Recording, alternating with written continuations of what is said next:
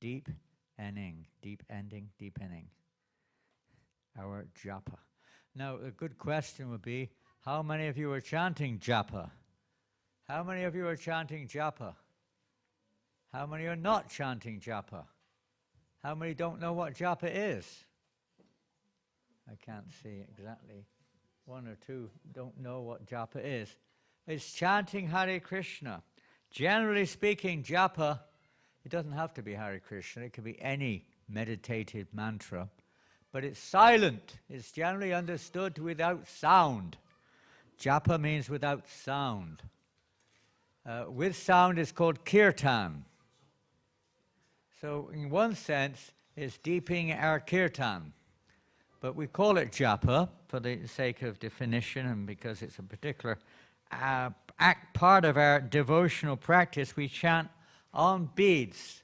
And we have 108 beads, usually made of tulsi, that not always, especially if you're not initiated. And we chant the Maha Mantra, the Hare Krishna Maha Mantra on the beads, so many times daily. And that is generally termed as japa. Japa chanting. And then we have kirtan. Kirtan is when we verbal, but in one sense our japa is also kirtan, but it particularly means vocative, vocal, sound, vibration of whatever prayer or bhajan which we're singing. These terms are interchangeable more or less, but at least is vocal. Well, different types of japping is in the mind. Manisaka chanting in the mind is usually known as japa, and then that which is verbal, loud, is usually called kirtan. When we come together as a group, we usually call it sankirtan. It's a group chanting. So there's not really any difference, but it's just one is alone and one is with a group. And usually the group is accompanied by musical instruments and other various effects. But tonight we're specifically talking about japa in terms not so much of the strict definition, but in terms of the activity which we define as japa. Our chanting, usually we chant on the beads, and it's for your own hearing, one's own self-purification. It's not really so much for others to hear. They may or may not, but that's not what it's for. It's really for our own hearing. So this evening we're going to chant japa. Before we start, I'd like to chant a little kirtan. Where's the kirtans? Keep moving. Don't sit still. You might fall asleep. If you want to jump up and down, you're welcome. Roll on the ground. That wouldn't be so good. There's not enough room for that. Yeah, don't fall asleep, okay? It's a very common thing when we chant japa is to fall asleep. That's called deepening our japa when you fall asleep. You go into deep sleep, okay? I'm deepening my japa, Prabhu. My head's on the ground and I'm fast asleep. Very deep. Yes.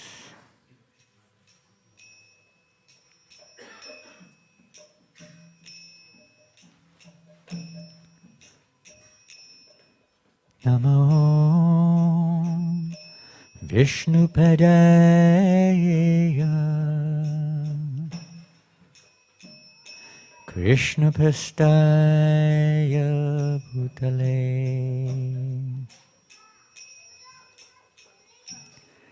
Srimate Bhakti Vedanta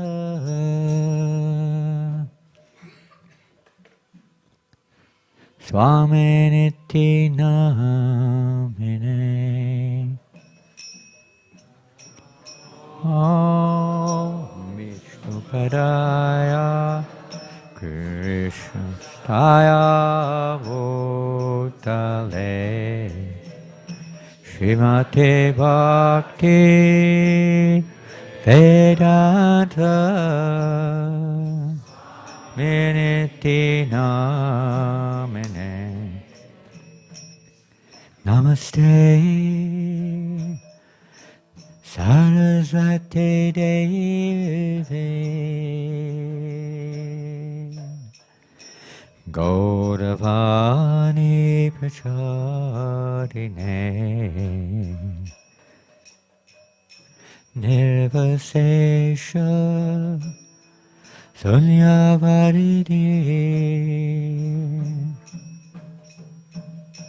Paschacharisatarine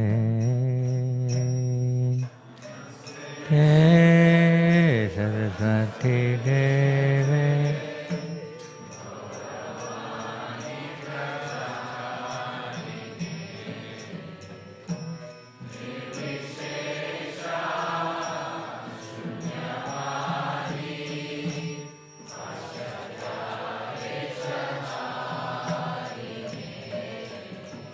Shri Krishna Chaitanya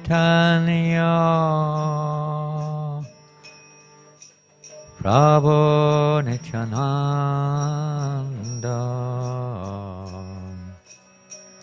Shri Advaita Gadadhar Srivasadi Gaura Bhakta Vrinda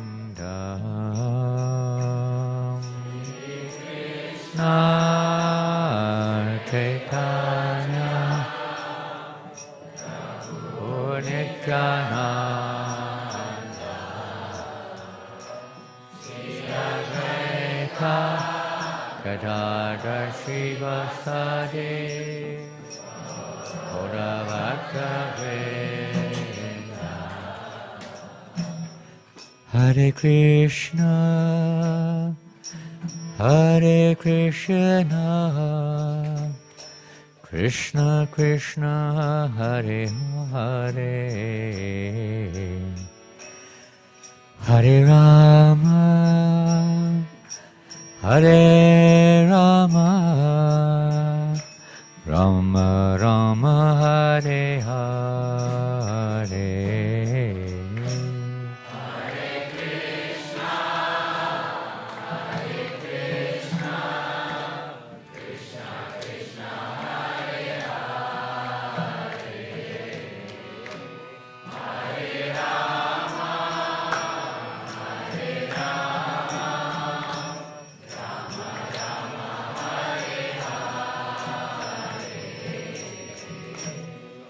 Hare Krishna, Hare Krishna, Krishna Krishna, Hare Hare, Hare Rama, Hare Rama, Rama Rama, Hare Hare.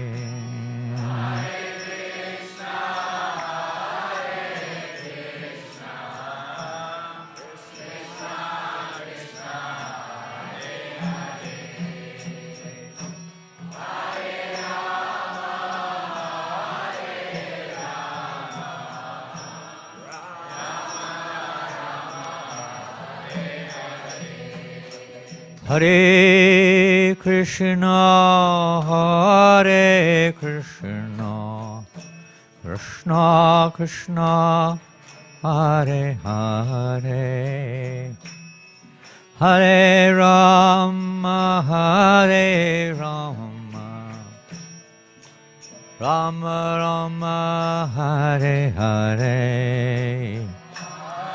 Hare Krishna, Hare Krishna,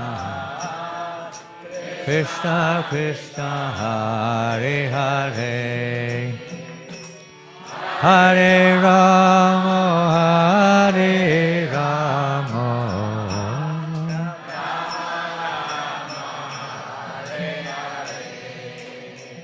Hare Krishna, Hare Krishna, Krishna Krishna, Hare Hare,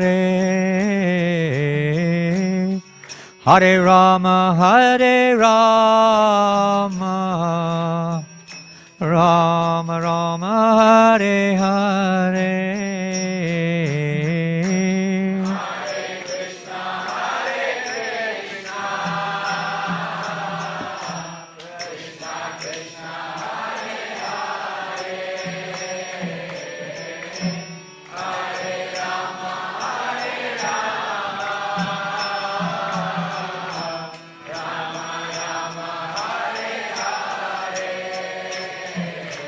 Hare Krishna, Krishna Krishna, Hare Hare, Hare Rama, Hare Rama, Rama Rama, Hare Hare, Hare Krishna, Hare Hare,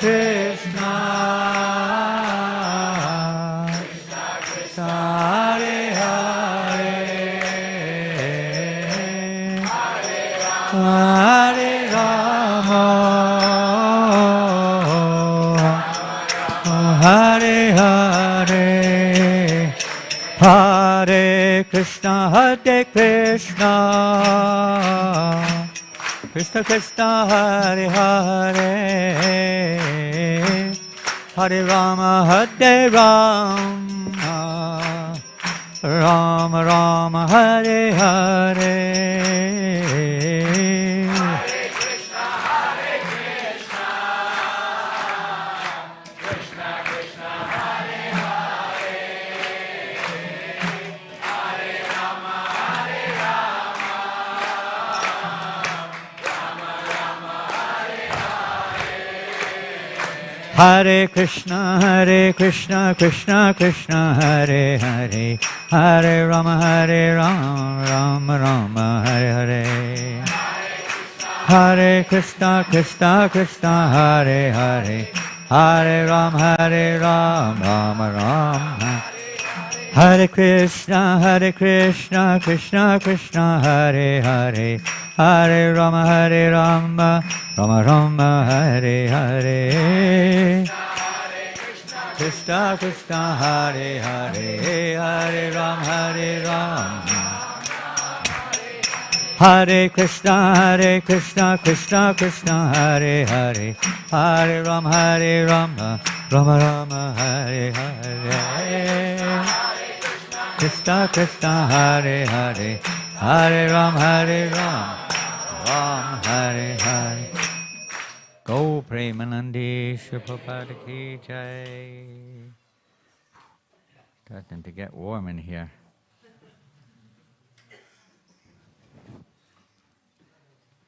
This happens when there's a sangha, many devotees to get together, so we can get fired up.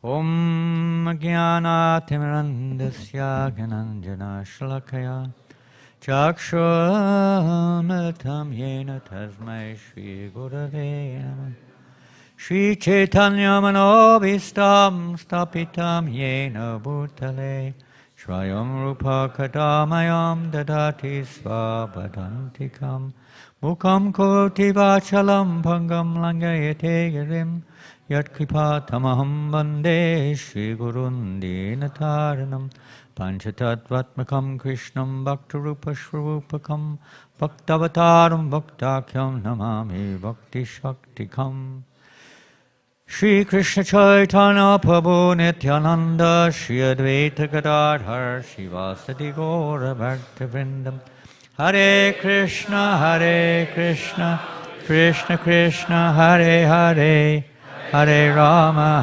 Rama Rama Hare Hare Krishna.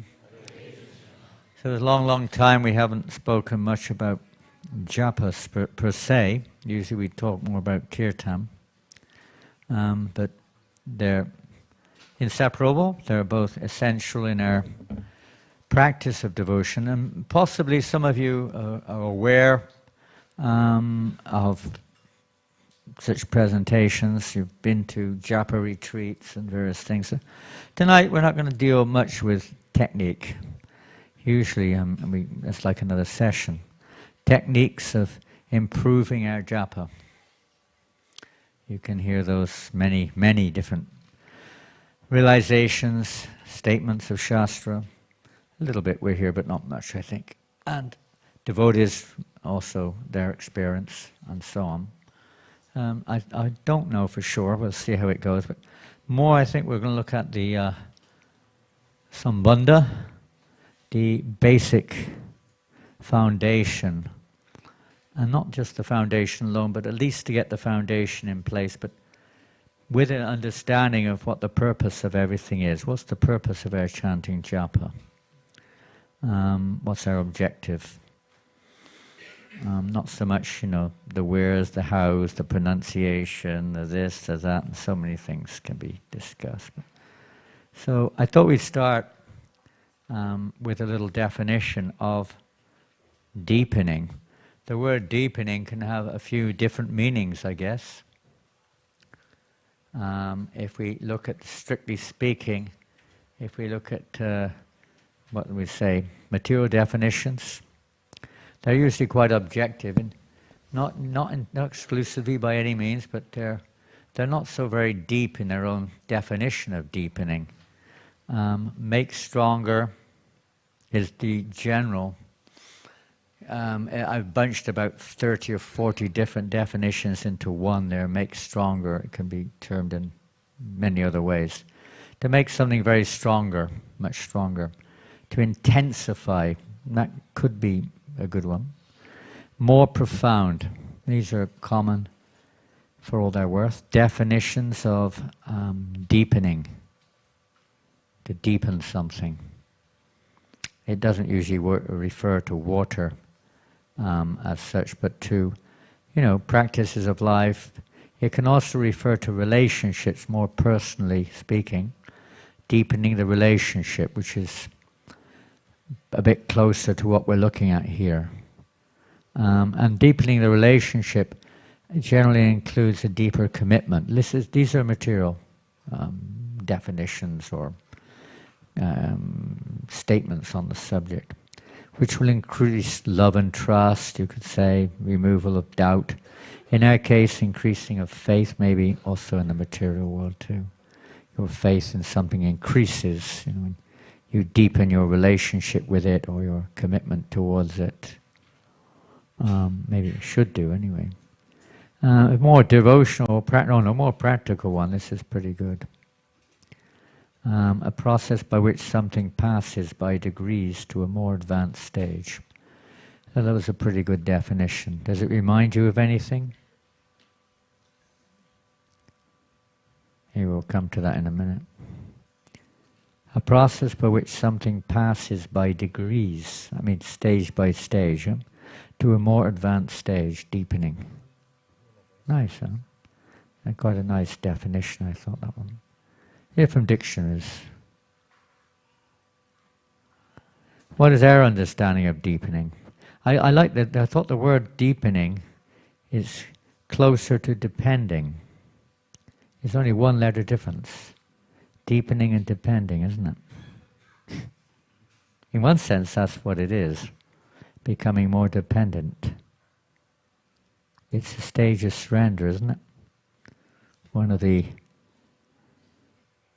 signs of surrender, categories of surrender, is dependence. Dependence on Krishna, of course. Depending. Now, where are we?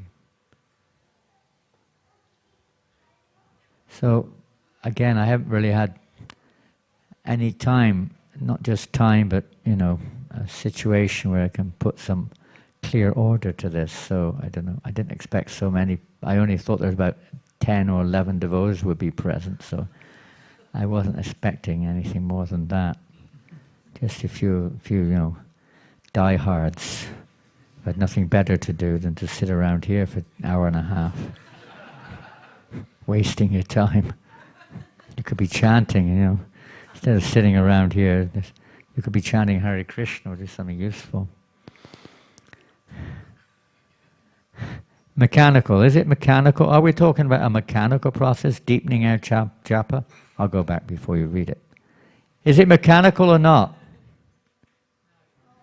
No? What is it? Pardon? From the where? Inner peace. You want inner peace. Good.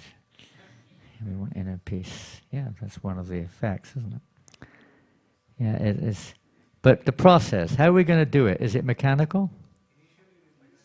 Okay, somebody said initially it's mechanical. Somebody over here said something like that anyway.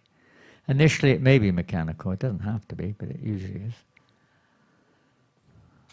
So it's kind of a yes or no one, isn't it? It is yes, but up to a certain point, and then it's no. But let's see where we're going here. What is our understanding of dependence? Is it mechanical? Yes and no, I guess. And it also depends on our goal, too, doesn't it? Prabhupada writes in the purport in the first canto, revival of the dormant affection of love of Godhead does not depend on the mechanical system of hearing and chanting, but it solely and wholly depends on the causeless mercy of the Lord. So in one sense, that's the root of it all. We want to deepen our japa. We'll come on to that somewhere along the line in a minute, but it ultimately depends on the mercy of the Lord. You can't enter into that realm without His mercy. It's not by our mechanical efforts, not even by our desire, not even by our, intensity or whatever it may be. Of course, that's related, but it's not dependent upon. And I'm going to give a nice example, which is often given in a few moments. Or is this it? Maybe, maybe not. Example of entering into the ocean. Lord Chaitanya Mahaprabhu came to drown us all in the ocean of devotion. We've got to drown in that ocean. It doesn't sound very nice. Generally, we don't like the idea. Maybe I'm Krishna conscious, we're going to have to drown in the ocean, Prabhu. If you take it wrongly, you might head down to the sea right now and one less mouth to feed. But that's not the right way to go about it, I'm afraid. Not at all what Lord Chaitanya wants. That's not what he means. The ocean of devotion is Bhakti Rasamrita. To drown in that ocean, to absorb ourselves deep in that ocean. Deep, deep, deep. In ordinary ocean, example can be seen. This is an example which we've heard. You've heard it before if you've studied any of the Shastras, especially if you've studied Nectar of Devotion, Nectar of Instruction, and so on. You'll have come across this example, but it's always worth reminding ourselves. It's nice, so thank you for giving me the opportunity, at least to think about it. I don't know if I've got anything worth saying tonight, but at least I thought about it a bit today. If we stay on the surface or near the surface, there are a lot of risks involved. I mean, we're talking of a kind of an analogical example here. Obviously, from a material point of view, there are risks if you don't. If you go under the water, there's probably more risks. But when you go very, very deep down into the ocean, there's another thing. We can't do that. But as I say, this isn't an exact expectant that you're going to do this. So when you're on the surface, there are certain dangers. I kind of categorize them. I don't know if they're actually authorized. I didn't see any. I didn't have time to even look anyway.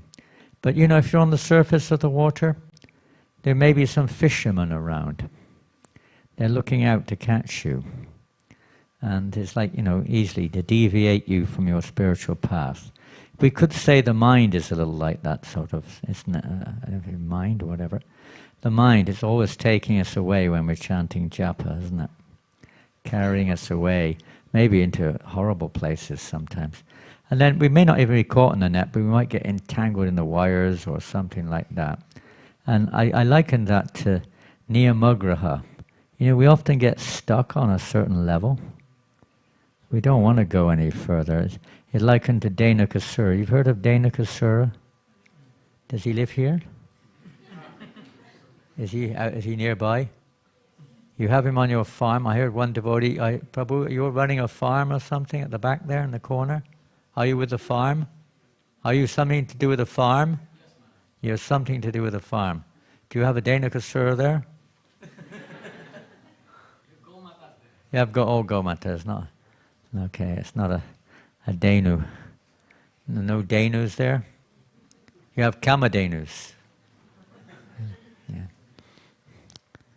And the ass-like demon who, doesn't want to advance, doesn't want anyone else to get the fruit, No problem, this is very nice background music. You keep it going, it'll be nice background music. He's taking me seriously, he's actually starting. Niyamagraha, huh?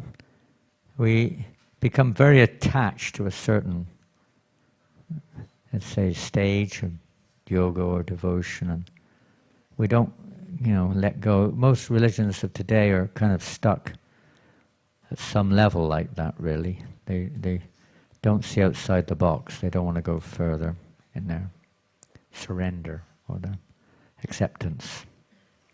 And we are often like that too, And what's the goal of our devotion? We'll come to later on.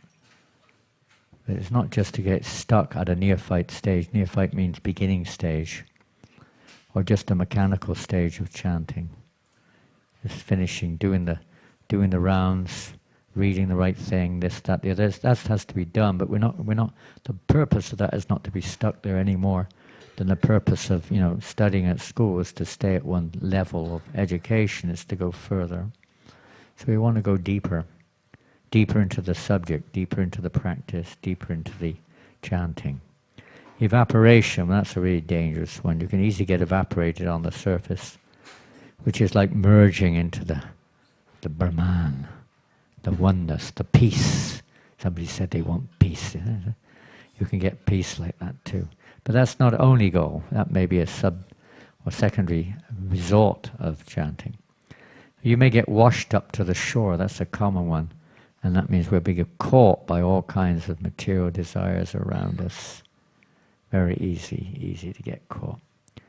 Or we may get tossed around in the high waves and wind, and that means we're having a damned hard time, we're not happy, we're struggling and don't get a taste, it's really difficult to carry on.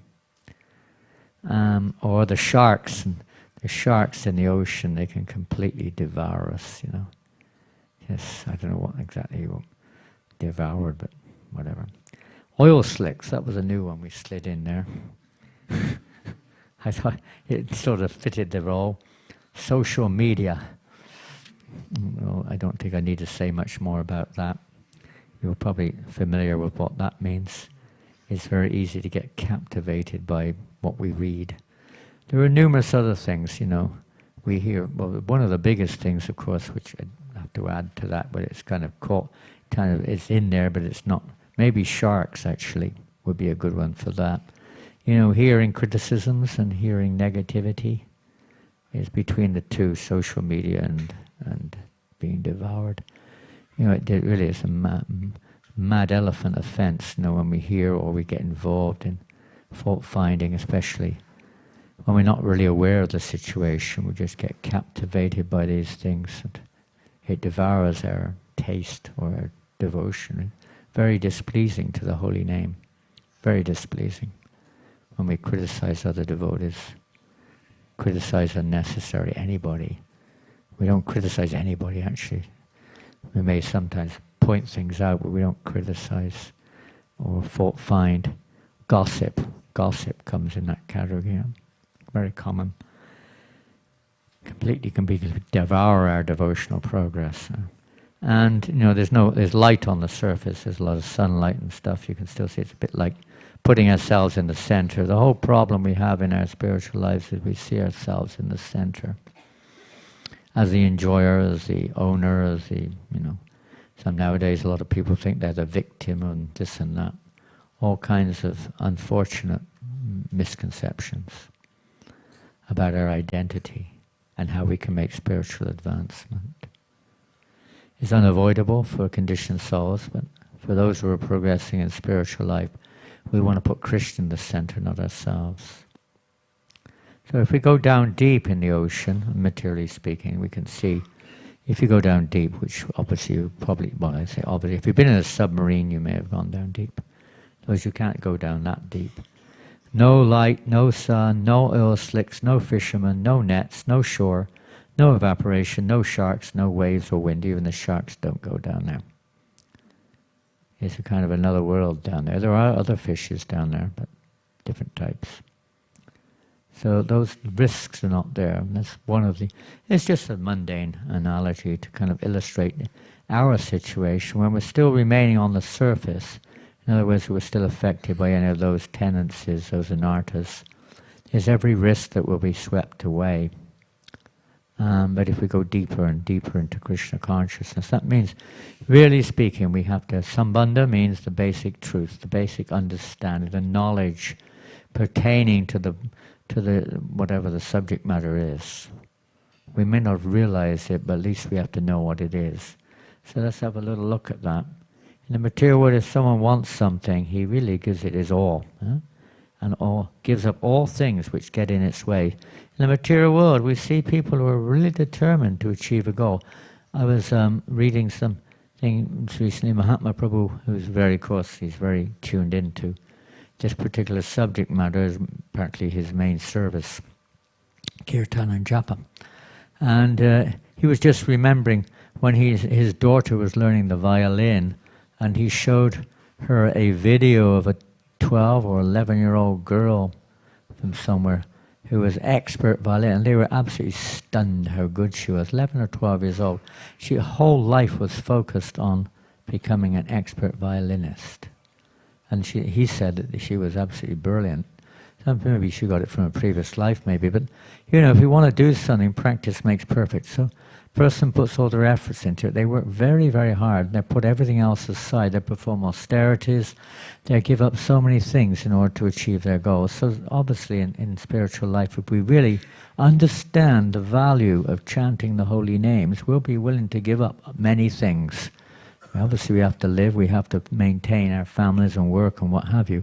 But we really try to avoid anything which interferes with our objective goal. But if we don't have the goal in mind, sometimes we get lazy and we get really, lethargic and inattentive and so many things. Even we give up sometimes. We have to keep the goal in mind. There's a saying that obstacles are things you see when you lose sight of the goal. When we lose sight of our goal, we can easily, all these other obstacles come in. And knowing what the goal is also includes knowing the path between where we are now and the goal that we're reaching. People, they take great risks. Somebody wants to climb up Mount Everest. Believe me, that's not easy. Has anyone here climbed Mount Everest? No. I don't mean your mattress, which is called Everest. You happily climb onto that one. That's a very easy one to climb up on. But the mountain in Nepal, some of you may be from Nepal, I don't know. Where's Bibek? Where's Bibek? Is he here? Back to Bibek? Where are you? Huh? He's gone on. He's lying on his Everest. Hopefully not. Great risk. I mean, your life is a risk, but they have this goal, reach the top, for God knows what reason. But they have this goal, reach the top of Mount Everest or K2 or whatever mountain they're into, Annapurna or something. It's like amazing. In Europe, it's Matterhorn. They have this goal. They want to climb to the top of the mountain. They're willing to risk everything. They really, really focus on it. Or somebody who wants to go on a surf. Have you ever been surfing? You have a lot of surf waves here in Melbourne. How many of you are surfers? Come on, tell the truth. How many are surfers? How many are sufferers?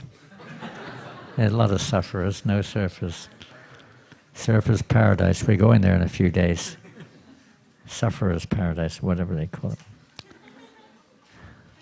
And, they take great risks. There's one place, say there was a surfers now, I think it's called Nararo or something in Portugal. I was just there. A couple of years ago. The wave goes up to 30 meters that they hit. The surf wave, can you believe it? The risk is like so high, nobody dares, only a few people. It's so risky, but they're willing to do it, Take great risks. So, not that we have to go that far, that extreme, but it is a bit of a risk, it could be quite, where we're going sometimes, but we have to be willing to take some risk. And then we said, and they don't give up. They're very determined. Devotee has to be determined. Don't expect to get there before you start. They sometimes wear T-shirts. I live, drink, think, eat, walk, talk, etc. For football or rugby or cricket or something. They're mad, crazy. But devotee also, if we're really determined like that to reach our goal. There's a transformation between the material parts. As I say, this is not in a very proper order, but anyway, the subject matter hopefully will have some meaning. Transformation between just mechanical or just doing things. It's like in the 4th chapter of Bhagavad Gita, Prabhupada writes there that it's a transcendental, how to come to transcendental platform, Divyagam. how to come to that transcendental platform. We all know the key is, of course, having a connection with the spiritual master. But aside from that, many processes are given in the 4th chapter, and Prabhupada writes how unless they come to the goal, which is, of course, connecting with Krishna, they remain simply material activities. Charity, welfare, austerities, study the scriptures, brahmacharya, and so on and so forth. They just remain mechanical or materialistic activities. There's nothing ultimate value in one sense. They must make that connection with the Supreme. So devotee also, you have to remember that. That's important. So this is the one verse. You could think of many. I just quickly thought of one. Tasmatsaveshu kaleshu mamanushu yujichami apita monobadi mame vaishishya shangshya. In the 8th chapter, text 7 of the Bhagavad Gita. And those who studied the Bhakti Shastra, you will know this verse back to front. Therefore, Arjuna, you should always think of me in the form of Krishna. Same time, carry out your prescribed duty of fighting, in this case. With your activities dedicated to me and your mind and intelligence fixed on me, you will attain me without a doubt. In other words, being conscious. Prabhupada says first be conscious and then Krishna conscious. When we're chanting Japa, we should be conscious of what we're doing. We're not just mechanically finishing a bunch of rounds so we get a green tick on the book, or we get, the temple approval to get a Diksha initiation or something. It's a conscious activity. It's not just trying to focus our, mechanics on the sound. It's much more than that. It's very, very deep, which we'll come to in a minute. In the 18th chapter, we also see Krishna in different ways reminding us that though engaged in all kinds of activities, my pure devotee under my protection reaches the eternal imperishable abode by my grace. In all activities, just depend upon me and work always under my protection. In such devotional service, be fully conscious of me. The whole point is to become conscious of Krishna, isn't it? If you become conscious of me, you will pass over the obstacles of conditioned life by my grace. If, however, you do not work in such consciousness but act through false ego, not hearing me, you'll be lost. We can easily get lost on the path, very easily. So it's a good idea to know what our goal is. What is our goal? Somebody mentioned peace, somebody mentioned something else. We'll come to it. Well, our goal is not. We see the tatastha lakshanas of devotional service or secondary things are what it's not, and then let's look at what it is. So these are some nots. It's not for liberation, is it? Is that our goal, to get liberated?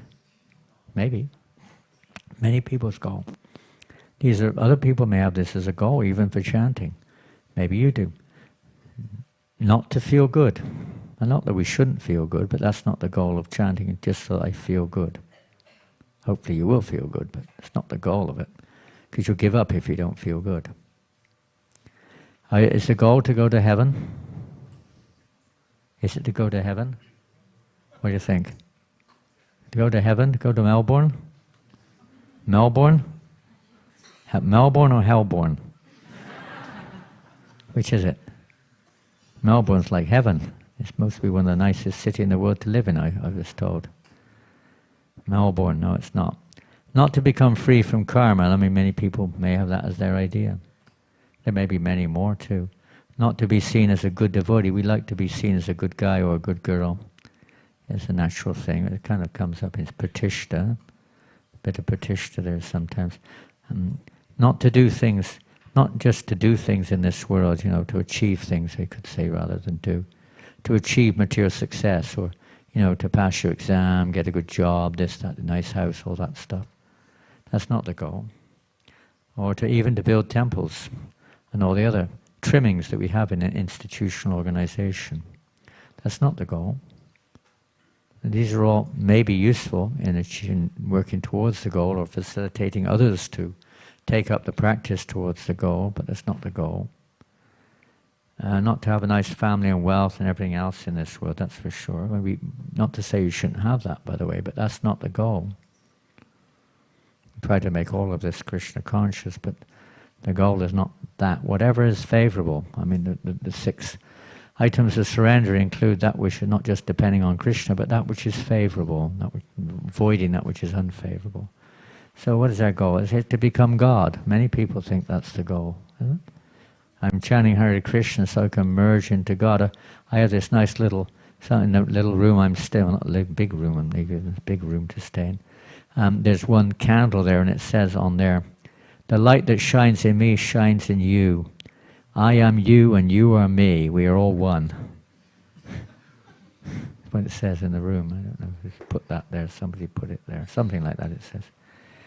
But that's not the idea that we're all one. We're all individuals. And when we chant japa deeper and deeper, we'll realize our individual nature, of course. Our goal, as followers of Lord Chaitanya, is not even to enter into Vaikuntha or the spiritual sky. Some may have that as their goal. That's great. But that's not Lord Chaitanya's teaching. Not even to enter into Ayodhya, the abode of Lord Ramchandra. Nor even to worship the Lord in Aishvarya Bhav, or reverential worship, or devotion mixed with reverence. None of those things. Our goal is Krishna Prema, love of God. That's our real goal, isn't it? That's our real goal. This is the mission of Lord Chaitanya. And we could find numerous verses and quotes on that, but just didn't have any time. That's the goal of our chanting, is to awaken love of Krishna Prema. Krishna Prema. In Bhagavad Gita, Krishna gives goal. Paribhasya Sutra of the Gita, isn't it? The main verse of Bhagavad Gita. Those who've studied will know this verse. It is said to be the essential verse of the Bhagavad Gita, which summarizes the purpose of the whole text. Manmano bhava bhakto madhyaji mam namaskru mame vaishasi satyang te pratijane priyosi me. You have to excuse there's no diacritic marks. For some reason my PowerPoint is not accepting Balaram font, so I've had to just put it in normal font. Always think of me, become my devotee, worship me and offer your homage unto me. This is the goal, becoming a devotee. It's very simple. Very simple. You don't find anyone in the spiritual world sitting around with japa bags. Prabhu, I'm sorry I can't boil the milk, I've got to finish my rounds. I can't sweep the kunj, I've got to finish my japa. It's a Kadashi, I've got to chant an extra 64 rounds today. So don't ask me to do any service for Krishna today, please. There's none of that, devotees like sitting. That's our goal, to reach that spiritual platform. Not just to stay mechanics in the practice, but that has to be there, as one devotee said earlier. I promise you this, you'll come to me. You'll reach that platform. It's a promise of Krishna. But we practice this. And chanting is the recommended means, of course, of remembering Krishna, but we should bear in mind it is also meant that we do remember that this is Krishna, is not different from Krishna. Nama Chintamani Krishna's Chaitanya Rasa Vigra. The name is Krishna, it's not a name of Krishna. It is also a name, you could say, of God, but it's also God. It's both sadhya, sadhana, which means practice, and sadhya, which means the objective goal, the chanting. So when deepening our japa, we need to be at least aware of the goal. Now in any journey or endeavor, there has to be a plan or program to achieve it. I've just put this down because I'm pretty tired, just to keep me, so that I don't completely forget what I'm talking about. There will be goals, and even when we have say we want to go somewhere, I was looking at the day outings in the place I was staying. I can't remember the names of these places, but different places on the coast. And there are different places between here and there, on the route. So on the way to our ultimate goal, there will be also other stages. There will be many different, let's say, symptoms, different factors on the way, just like in school, different levels, different exams, different degrees of education are there. But the plan has to be there nonetheless. Some plan is there, even if we can't see it. We may only be on a certain level. We should be at least aware of the objective goal behind it. We're not just mindless, blind followers, dogmatic. We should be aware of where what we're trying to achieve. Let's see, what type of goals could be there on the way? Well, I guess in the path of Vaidhi Sadhana Bhakti there are many goals. What goals would you have in chanting japa at this stage? We've kind of briefly mentioned our ultimate goal, Krishna Prema, but at the stage which we're at, what goal would you have? What goal would you have? Chant in Brahma Muhurta. Pardon? Chant early in the morning. Okay, there we go. In the Brahma Muhurta, chanting early in the morning. To try to chant japa early in the morning, this is highly recommended. It's a good goal. It's not an ultimate goal, but you feel if you do that, it helps you to work towards the ultimate goal, isn't it? Anything else? Chant with devotees. Pardon? Chant with devotees. Chant with devotees. That's very highly recommended. Although sometimes that, again, we have to see what that results in. If everyone's sat there on the telephone, or on their mobile phones, they're all asleep. They're all chanting glug glug glug glug glug glug glug glug glug glug glug glug glug glug glug glug glug glug, whatever it is. It's not so advantageous, you know.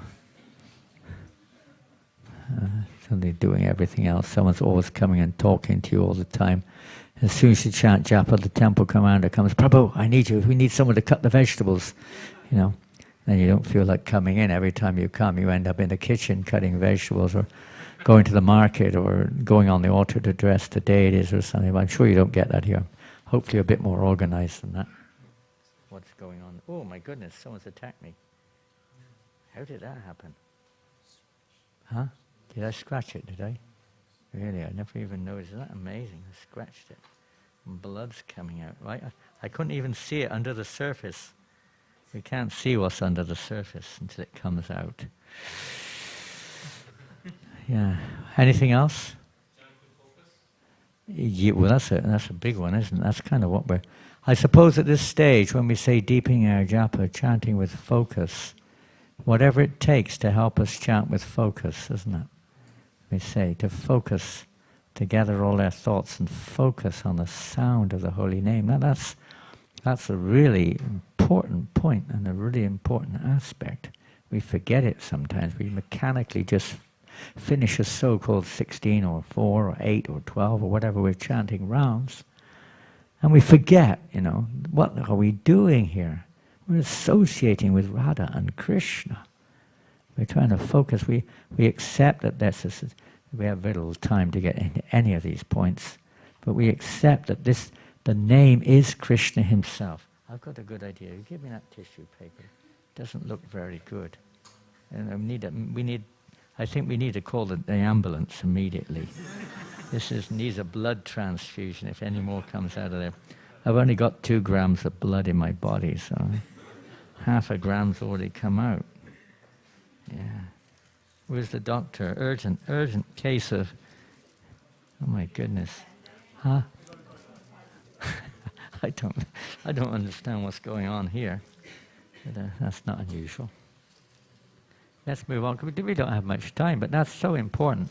Focusing, choose the right place, the right time. I mean, I said I wasn't going to get into all these techniques, so we're not going to go there, but this is really important. In other words, we need to have, and another way of, I mean, this is out of place, isn't it? We need to have some bandhagyan. We need to have a general foundation of what are we, where are we now, and where are we trying to go to, and what it takes to get there. And then it'll be more effective if we have that knowledge. And abhideya, the practice, I think it can easily lead to prayojana, the ultimate goal. Here it goes. Whew. I'm saved. You've saved my life.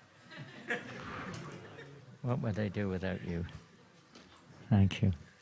Knowing goal is one thing. You know, if you're going on a journey, say you're working, I don't know if you have the AA here. Do you call it AA, RAC? I don't know. Road. These people who help you if you have a breakdown on the road. Something like that. Now you have Google Maps and all these type of things. But in the old days, we only had map books, AA map book. And if you got lost, you phone up the AA. The first, you know, what they excuse me, I'm lost. I want to go to Albert Park. I want to go to the Hare Krishna temple. Can you help me there? What will he say on the other end of the line? Yeah, the first thing he'll say, where are you? You can't really, you know, give you directions unless you know where you are. So many of these techniques which we're coming up with really depends where we're at. That's another reason why getting into techniques is sometimes a little personal, although you can hear them and they're always good. But, you know, you've got to know where we're at before we can really know what we need to do to get to the next stage. We have to go through the stages, as we heard from the definition, that definition in the dictionary earlier on, step-by-step type of definition. We can't jump over to the top. We know that's our goal. like going up Mount Everest. You can't just jump to the top unless you're Hanuman. You've got to go step by step up the mountain, you know. It's quite an ordeal. So we have to do that. And we have to know where we're at, more or less, in our devotional service, and then what is favorable to move to the next stage of devotional service, and know how to get there, how to get to the next stage. Interesting, just something that came to my mind today, I don't know how it came up, but you know, if you're in the car park, you know, all you know is the car park, so you know, all you know is to get around the car park or to get out the car park. You can't on your own know what to do once you're out the car park. So a very essential thing is we have to hear. We can only give directions how to get out the car park. We're like still on the ground level, practically speaking. So we have to hear from those who are on those higher platforms how to maneuver, how to go there. Requirements aside from the details, okay. So here's some interesting things which are, again, just not just coming up, but there are things which we hear again and again, I guess. One of the primary things, if you want to go deeper in your japa, as we say, or deeper in your Krishna consciousness, take japa as the subject or the branch of devotion we're talking of here. If you want to go deeper, you have to want to go deeper. It won't happen otherwise. You don't go in unless you want to. I'm sure many of you had that experience. I used to hate going into the swimming pool. School used to try to push you in, you know, you had to jump in. I hate it. I would scream and cry when I was a little kid. They pushed me in, you know. Ah! I didn't want to go in because I was forced by the teacher, but didn't want to. But if you want to go deep into Krishna consciousness or into japa, you have to think, do I really want to? Do I want to get the cake without, you know, having to go through the process of making it? You know, do I really want to go in there? Am I willing to do that which is necessary? We have to see. Maybe we're not, so we have to take it from where we're at. And ask, we have to ask sincerely if we want to go in. What do they say in the Bible? He who asks, you'll get, or something. What's that saying? I've forgotten. Something in the Bible like that. Huh? Seek and you will find. Okay, similar thing. But you know, if you don't make the effort, you won't find it. You know, Krishna, anything can happen, but that's generally the case. So we have to be sincere. Many times, I got prayer down here, some I'll say it now, but many times we make a prayer, but we don't mean it sincerely. You know, it's only half kind of prayer, mechanical prayer. We do that with chanting Hare Krishna. After all, we're asking for pure devotional service when we chant. But whether we really want it is another thing. Hearing from the right source is obvious. That's a basic premise of our practice. And following carefully what we hear. Prabhupada said quite a few times that, you know, if you want to really go deeper into japa, you have to follow the process. There's a step-by-step process to follow. Stages of progress from Shraddha. Well, this is the verse we were talking about earlier, which seemed to be a little bit in line with that definition from the dictionary there. And I think you are all familiar with this, and if you could see it. Yeah, Ado Shraddha Tata Sadhu Sangota Bhajana Kriya. In the beginning, one must have a preliminary desire for self-realization. There has to be some desire there. This will bring one to the stage of trying to associate. So that desire, we come into the association of persons who are spiritually elevated. In the next stage, one becomes initiated. Well, in between, there's sort of an activity where we hear from those persons, and then they engage us in some kinds of services. We gradually develop faith. It's correlating with our development of faith. In the next stage, one becomes initiated by an elevated spiritual master, and under his instruction, the neophyte devotee begins. In our movement, we do devotional service before. Generally, in Vedic times or whatever, you get initiated, then you get your service. You're in a society which facilitates this. We're not. So in our present day and age, there's no facilitating from the general society at all on the path towards prema. Everything's just material.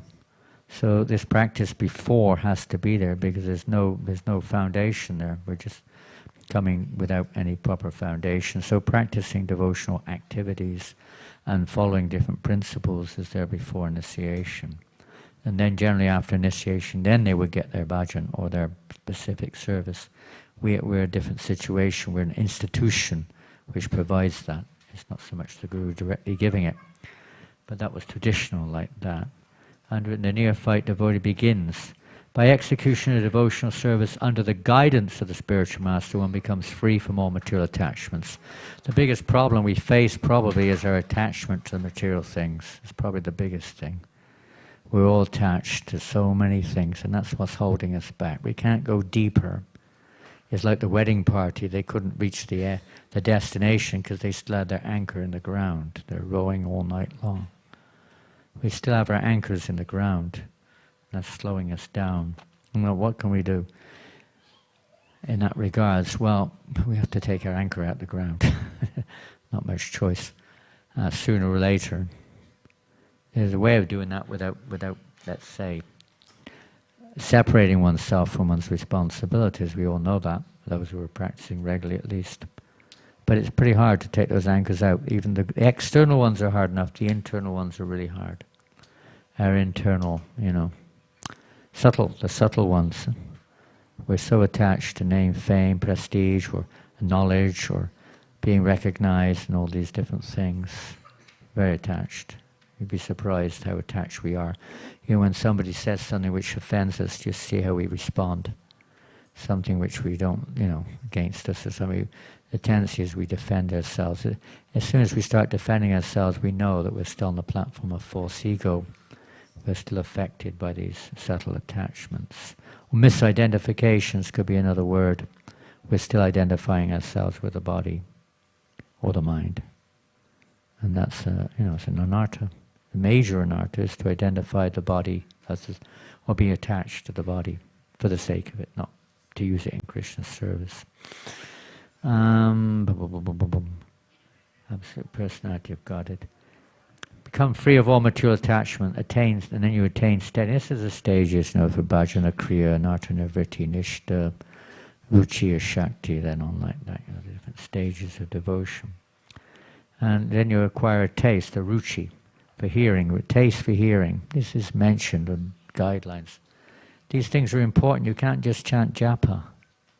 Everything else is important too.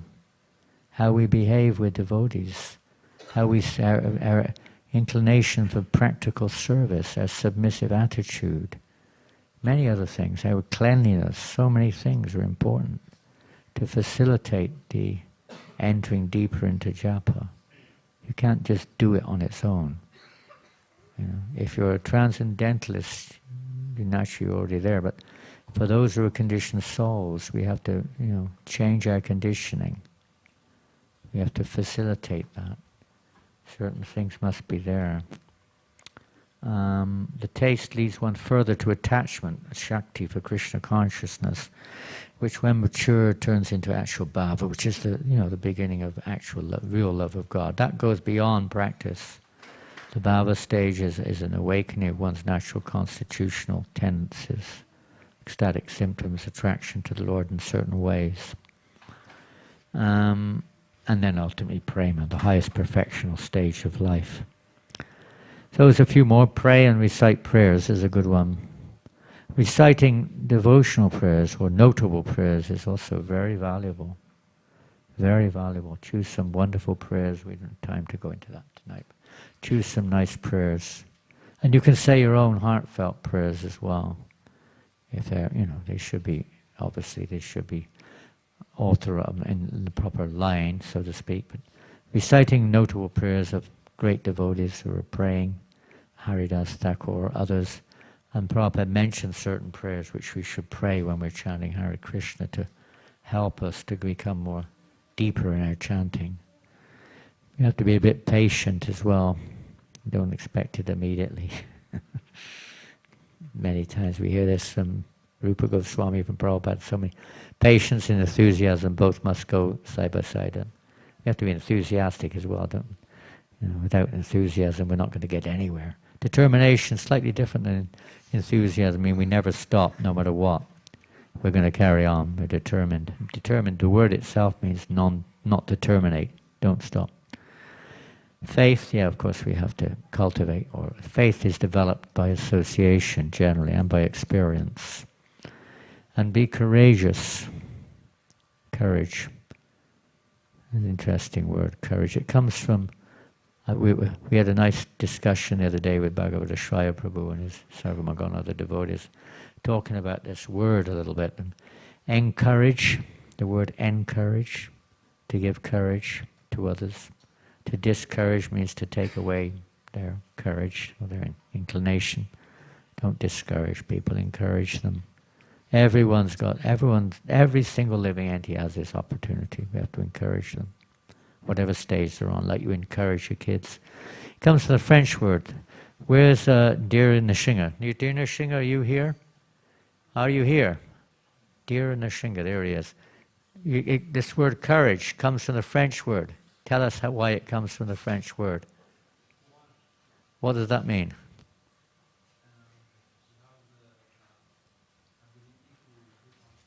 What did he say? Can't. Huh? What did he say? Well, that may be one thing, but it's much, much, much, much deeper than that. So who said that? The heart. You got it. You speak French too. No, see, you don't. Spaniel. Say bien. Say same word. Same word in Spanish? No, but he knows. It comes from the heart. Courage is from the heart. It's not some mental exercise. It's not some imposition. It's not some mechanical behavior pattern. It's right from the heart. As somebody said earlier on, we chant from the heart, not from this, not just lip deep. Many times in Kirtan there was, chant from the heart. I often wonder what they mean by that. But I put the microphone down here when they say it. It didn't work. Nothing came out. Probably just as well nothing came out.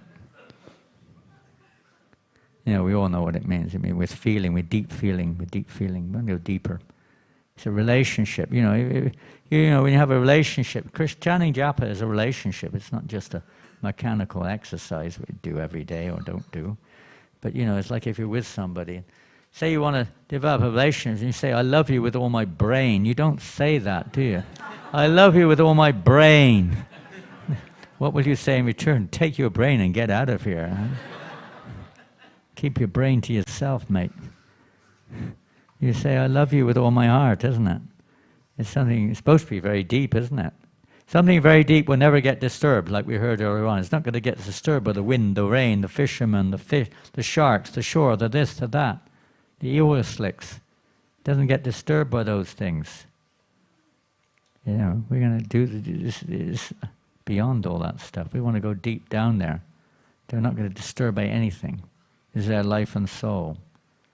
So courageous.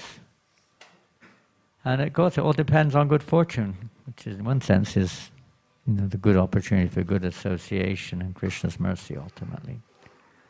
This is a personal interaction with the Lord and His consort every morning, or every afternoon, every evening, every night, whenever you chant. Choose the right time. You can chant anywhere. There are no hard and fast rules. But when we're talking of japa, it's a little different than just chanting. It's really when we should really, excuse me, after about 1 hour the leg starts to seize up and we have to put it at a length. I'm not, please don't take offense if my leg is pointing towards you. It's not purposeful, it's just, and it has to be like that. So, it's a real personal thing. When you're with somebody you really want to develop a relationship with, you generally want to be very attentive to that person. If you want to develop, don't just sit there and just, do other things. You really you want to hear them, you want to be focused there on them. So it's becoming personal with the holy names. Is there a little time, a little private time with Radha and Krishna. And of course the never ending, we hear this, chant without offense, isn't it? That's like one of the keys, transformative keys between whatever we're doing now, whatever it may be, Namaparad or Namabas, whatever it is, but whatever it is, we want to try to chant without offense. And one of the keys there is Well, we've already heard the mercy of the Lord is the ultimate key, but from our side we try to chant with attention as much as we can. We try to hear the sound of the holy name, hear the name, pronounce the name. Oh, oh, oh, oh, the low battery is coming on board. Maybe there's still some left. Pronounce the name as much as we can. Put priority on the name. It's the best investment. We put so much investing our time and money in this material world, all to no avail. Everything's lost. We invest so much in this body and mind that a little bit of investment in holy name can save us, is the most valuable investment that exists. Most important, Prabhupada says, of all instructions of the spiritual master, the instruction to chant 16 rounds is most essential. Very important. And chanting, of course, is our life and soul. By regularly chanting a fixed number of holy names with special care and attention, he gradually progresses towards anurag, this spontaneous attraction for the Lord's holy name, gradually. So this regulation, Krishna himself gives us guidelines in Bhagavad Gita. Detachment and regulation are very important there. Chant his prescribed number of rounds on a Tulsi Mala and gradually increase his chanting with time. Prabhupada many times say, chant more, chant more. In Nairobi one time, he was asked this question about how can we chant with quality. You could use the word quality or deepening our chanting like that. How could we chant? Prabhupada said, you'll come to that when you come to it. You'll come to it when you come to it. He said chanting with quality means with love. Maybe mechanically we say, oh, you pronounce it very well, we're chanting more, we're doing, we're trying to concentrate. All these things do not necessitate with love. We're doing it with that intention, with that faith, that by doing this is kind of our present stage of, you could say, showing our love, but it's not with that kind of love. That love is absolute. That love is no question of anything interfering with that love. It's unconditional. So we're working towards that. He should chant his prescribed number, we read. Before he reaches the stage of anurag, he must be extremely cautious about his chanting. So if you want to come to anurag, or spontaneous attraction for the name, we have to be very careful. What can you say? If you're driving a car, any of you here have a car? Anybody has a car? Some of you got cars, you're very lucky. You don't have a horse? No more horses? I remember when I was in Melbourne one time, a decade ago. He said he had a horse when he was a kid. He used to come to the city in a horse, still in the same house. It took him 60 minutes to get here on the horse. He said, it's really good now I've got a car, it only takes 1 hour. It was 60 minutes before, now it's only 1 hour. It's pretty good, huh? It cost him $50 a day parking and petrol and whatever fines. Horses get fined if they go through the traffic lights? I'm not sure. They didn't have in those days. Grass everywhere. We created a marvelous society. So extremely cautious, be careful. Okay, here's one very, very, very important point mentioned here by Bhaktisiddhanta Maharaj. Simple serving the master devotees with love and devotion, our taste for chanting the holy names will increase. And automatically, if we have the taste, we want to chant, we want to go there, we want to be there, we want to focus, and we will be qualified to chant the holy names. Serving the devotees with love and devotion is so important. And in other words, true humility means to develop a taste for chanting and to become a true servant of the holy name, putting it the other way around. Really, Lord Chaitanya has given the symptom. The secret of chanting Hare Krishna is very simply contained in the six Shastakam prayers, Trinadapi, Sunichenor, Doropi, Krishna specifically. And that's what's being mentioned here. To become humble, tolerant, respectful for others. You can't. Krishna will not allow you to come deeper. It's not a mechanical thing. He's not going to let you in there if you don't have this attitude, is he? He's not going to allow it. It's not a mechanical imposition. It's when Krishna's pleased, he lets us into those deeper levels. We just try our best.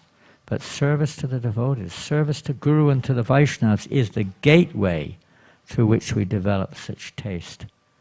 Give up your duplicity. Always remember, I am a servant of Guru and Krishna, and show compassion to others. So preaching, giving to others, don't be a miser. Miser means you'll become miserable. Miserable. We have to give this to others. Share this message. He continued, we should also remember that we cannot possibly learn to chant if we do not offer sincere and loving service to our spiritual master, who is an acharya of the holy name. Many times the devotees just think they can chant, but if the spiritual master says, fine, but otherwise, no. If we request to do many services, then that's what Krishna wants, is what Krishna wants. Devotional service means pleasing Krishna, not myself.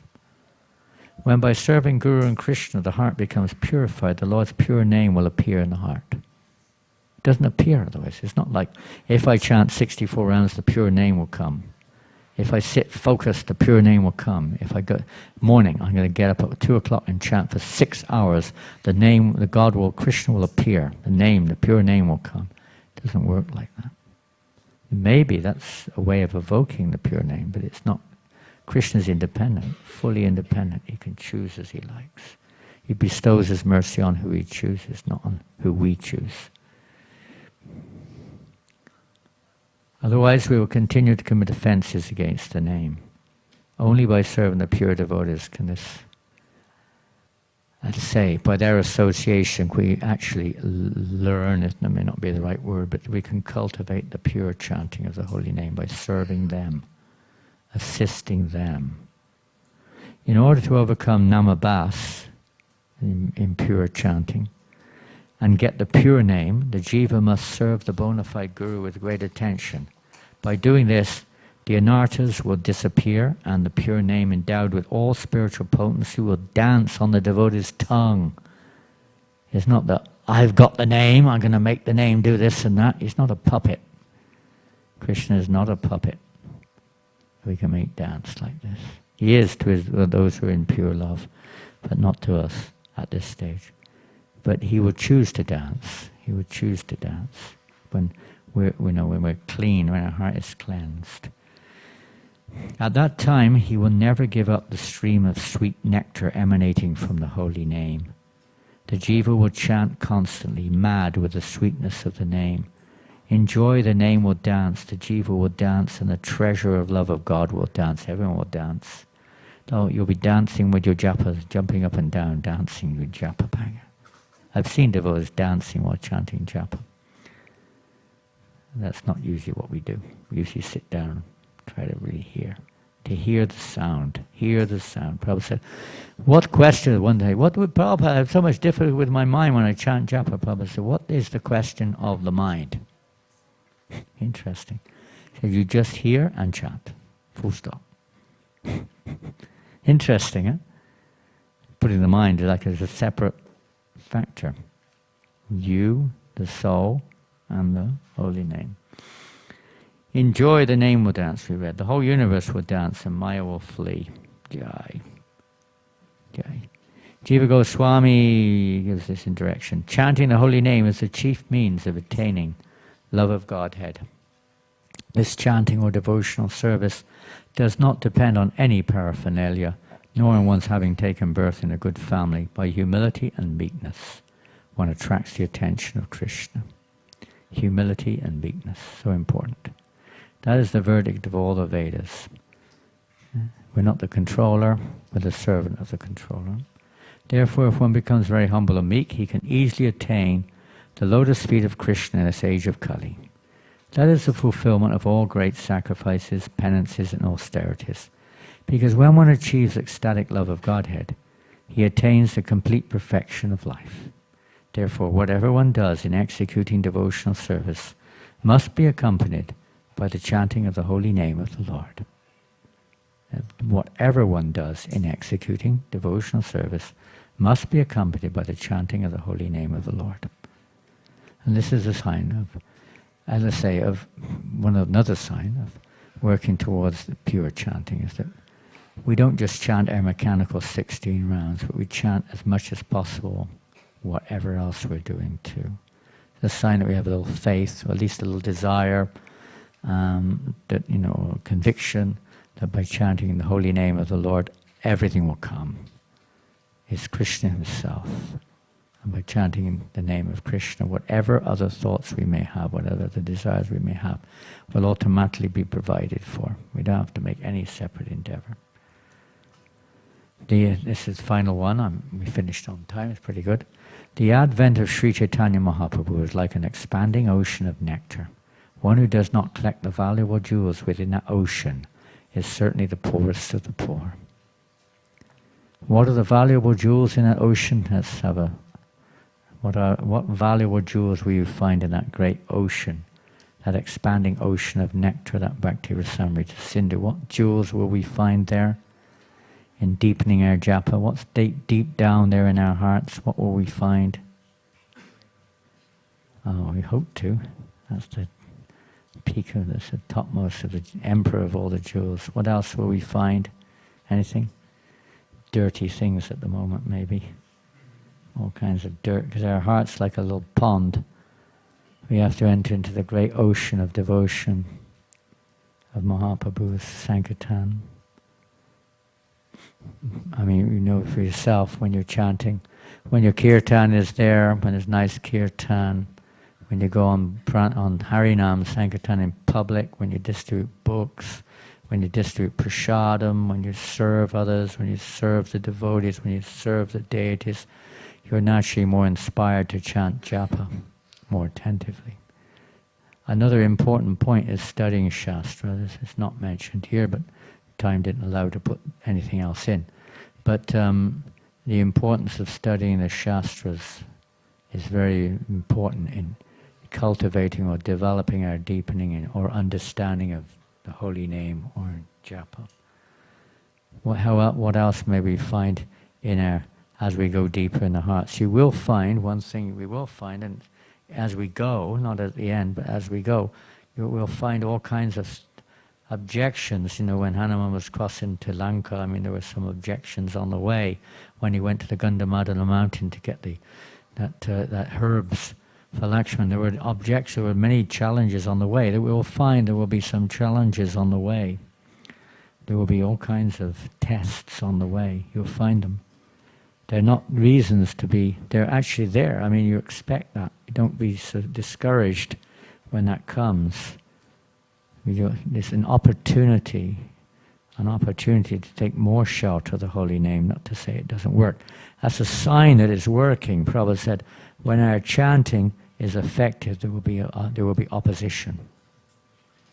It's a sign, when there's opposition from the authorities or public or whatever it is a sign that the chanting is actually becoming effective. It's affecting people. Same thing in our hearts, when we're chanting, sometimes these dirty things come up. They're meant to come up. It's like, you've got constipation, sometimes you have to vomit it out. But we don't eat the vomit. So we don't meditate on those things. They may come up. You have to try not to get captivated by them. That's the secret, but rather we try to turn to Krishna. That's a sign we're going deeper. Well, it can be. It doesn't. Generally it is. I mean, something's happening at least. So there'll be some dirty things that will be seen. When they churn the milk ocean, many, many dirty things came out. It wasn't just nectar. Many dirty things came out also. So what else may come up? I mean, that's kind of an unending amount of subject matters could come up as we go forward in devotional service. All these various anarthas, we may be faced with so many things. We may start thinking I'm a great devotee, or I'm an avatar or something. All kinds of things come up. Prabhupada writes like this. They say, now I'm going to, whatever. You think you don't need to do it anymore. You think you're advanced enough, you don't need to do it anymore. Sometimes that comes up, huh? It doesn't matter whether I chant my rounds or not now. I'm so advanced. I'm beyond Raganuga Bhakti for sure. Nothing can disturb me now. I'm completely safe. Sometimes these type of proud thoughts come into our hearts. Pride comes up. All kinds of things. Pratishta, we want to be honored, huh? And sometimes we're envious of others. Lust comes up. All these things will have to be cleared out. They all have to be, they're straws. We read in the pastime, they're cleansing the Gundicha temple, Gundicha Marjana. a very important description there of cleansing the heart, isn't it? How all these dirty things, well, you can't even see them, but as we clean, then they become vivid, they become visible. And we're not even recognizing them, because we're identifying with them ourselves. When they come up, we can kind of get disturbed. But that's not us, and the mind is not us. What to speak of the different vrittis, the different thoughts that come in there, the different, whatever, anartas that pop their face up, here I am. That's not us. These are tests. We let go of this. It's no more us than the wall over there is us, or the car outside is us. It's not us. We're just seeing it and identifying with it, becoming disturbed. We have to take shelter of Krishna. There is no other way. That's what it's all for. That's the secret of the success, in many ways, is taking shelter of Krishna in the face of all kinds of difficulties or challenges, whatever they may be. Anything else that may come up as we chant? Suppressed trauma. Excuse me? Suppressed trauma. Suppressed trauma, my God, that's a big one. It's very big these days.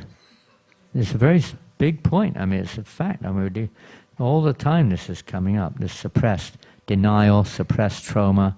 The fear is a huge one. It's a fear, it's related to fear also. The traumas that we've had in the past, whatever they may be, they become, they're not always easy to deal with.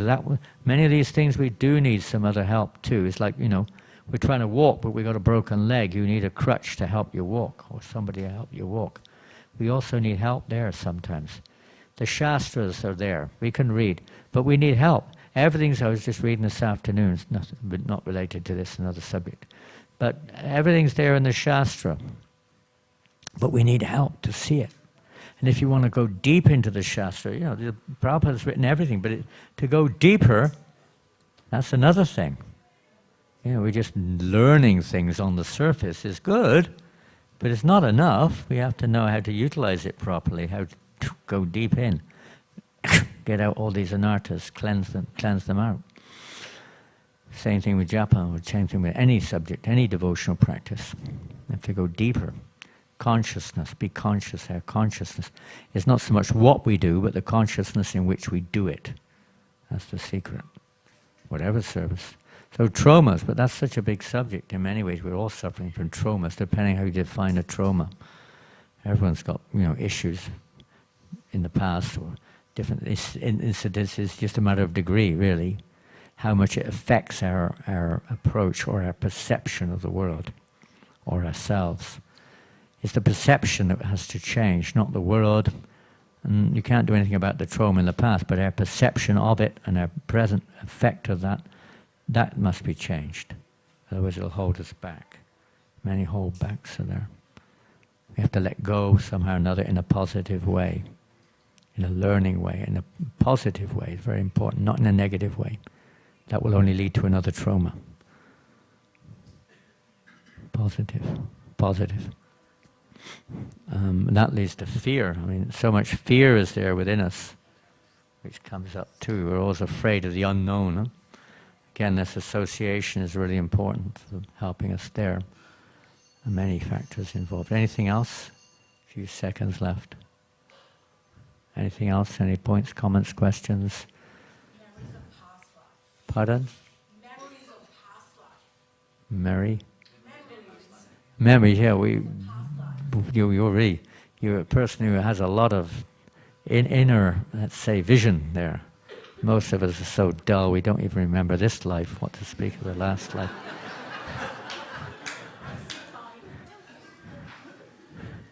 You were very perceptive, I must say. Memories of 5 minutes ago have already faded, what to speak of. Probably thinking, thank God. But what to do, yes, maybe, that may have flashbacks of whatever. You can't guarantee or ascertain that. You may be convinced it is or not, but obviously they're affecting us. That's how the whole cycle of karma works.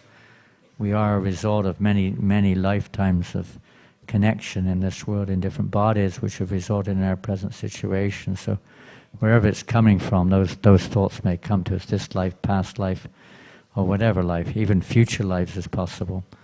But whatever it is, these things haunt us. It's like we're being haunted sometimes by all these things.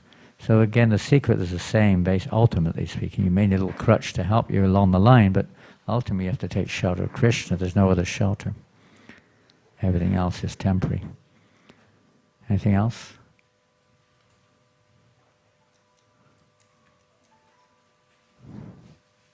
Wasn't a very exciting usually my PowerPoint presentations are full of pictures and all sorts of things. Huh? Where? Oh, there. Okay. Well, right there at Prabhupada's lotus feet, as always. The safest place in the room.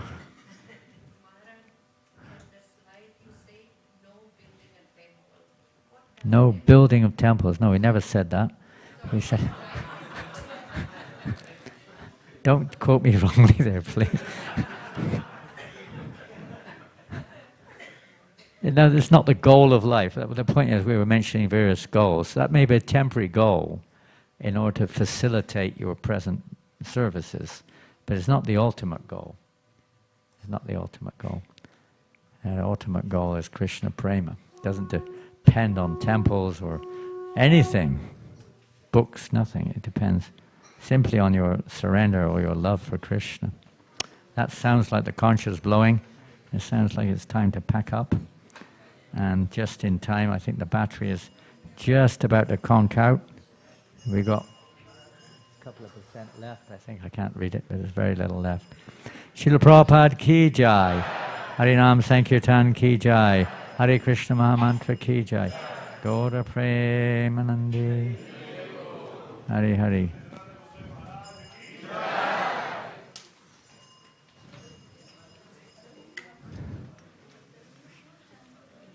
Oh, pray, pray, pray that we can develop the desire to go deeper into japa. Pray for it, even if we don't have it. Pray that we develop the desire to go deeper. Okay? No chanting, no dancing during japa, okay? Do not dance during japa. There's no law against it, but it's better you don't. Might disturb others a little bit, you know. Okay? If you want to dance, you have to go into the beach or the forest or something. They can lock you up there, you know. The police will come and lock you up somewhere. You can chant and dance in the prison. All right?